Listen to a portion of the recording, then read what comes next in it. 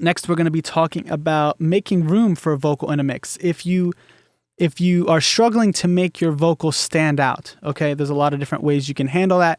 It's not always the answer to add more compression, okay?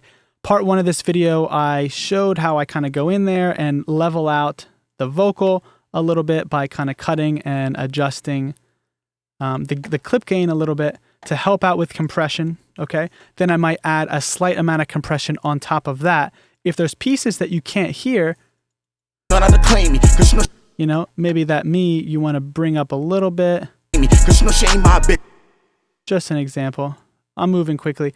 If I'm working with a specific song, maybe I'll show you guys later very specific instances of this. I'm just trying to move really quickly. This video is going to be way too long as it is. When I did some practice runs, the first practice ended up being like close to 2 hours. I'm not trying to make a 2-hour video. That's way too long. I'm telling you, bitch, you know how to claim me. That's a bit too much. If it sounds a bit too loud, all right, I'm going to turn that back down. The point is to level it out manually to help out with the compression so you don't have to compress as hard. Okay. Sometimes it's not necessarily the vocal that's the problem. Let's say you did compress perfectly. You added the right effects. Maybe you even have a little like a little distortion, or you have the right amount of EQ. The vocal sounds great. You don't necessarily need to fix the vocal. What you might do, so I'm just scatterbrained here. So I'll show you the instrumental, the YouTube instrumental. So this is why I always ask for stems. Stems always help. I'll show you the YouTube instrumental, and then I'll show you my mix real quick and show you the changes that I made.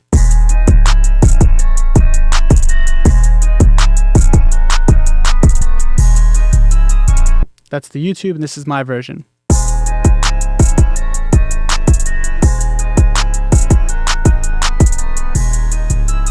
Okay, a lot of those YouTube producers make fantastic beats, but I don't always agree with some of their mixing decisions because they're not necessarily also engineers as well who are mixing specifically for certain people's vocals. Everyone's vocal is different. Some vocals will just fit with the track. Some of them you need to work with a little bit more. So you can kind of EQ and scoop out some of the frequencies that you need for a vocal. So find out where the vocals are kind of sitting. Most vocals are around maybe between like 1K to 3K, with a bit more presence at around maybe 5 to 6K, 5 for male vocals or like maybe 6K for female vocals ish, 5.5 maybe. So I might go into some of those frequencies. If I don't like the way that it's mixed, grab an EQ and I can scoop out some of those frequencies. But the thing is, that might affect the way that, the vocal sounds. And I might not like that. It might sound a little strange. So I can go into the mid-side selection for the EQ8 that allows me to adjust the middle frequencies. So this isn't mono stereo necessarily. It's mid-side. Mid meaning all of the frequencies that are common between the left and the right speaker, and side meaning all of the frequencies that are unique to the left and to the right speaker. So most vocals are panned in the middle. Most bass is in the middle. So all of that would show up with mid. None of that would show up with sides unless you maybe you add some reverb. A lot of the reverb is in the sides. Okay. If you have like more of like a phase or like a wider stereo bass, that's where a lot of that side stuff is going to come in. And usually, if like a lot of those low frequencies, I like to push back into the middle mono channel anyway. So we can go into this beat here and treat the mid and side frequencies separately. So the EQ changes depending on what's there. Let me just demonstrate so I can use the headphone button to audition what the changes are. So this is just what's on the sides, okay? Just what's on the sides.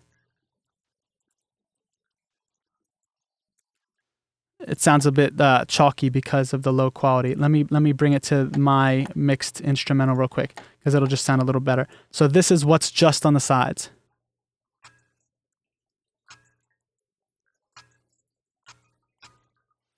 Okay?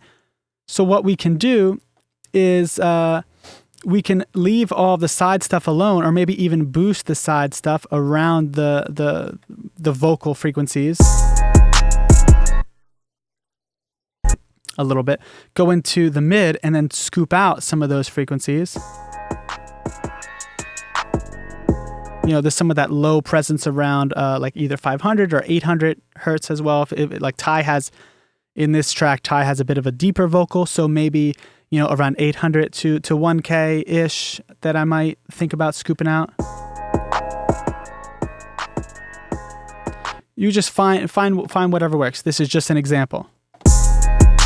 You know that's a high risk. If I want a friend, then she a Felicia. You know that's a bye bitch. Bye, Felicia. Yeah, these labels is all on my phone. I'm telling my nigga gold and I got an OD. You know that's a high risk. Everything in mixing is about small steps that reach an ultimate goal. If you boost it up and clean up his vocal about a dB or so, and then you make room and scoop to the side. So if you have the stems and you pan stuff away from the middle, you move it to the left and to the right, and you scoop out a little bit in the middle, then you're leaving an extra, you know, few dB. So it's just like little steps that in the right direction that add up to the track sounding really great and full, and it stands out and everything.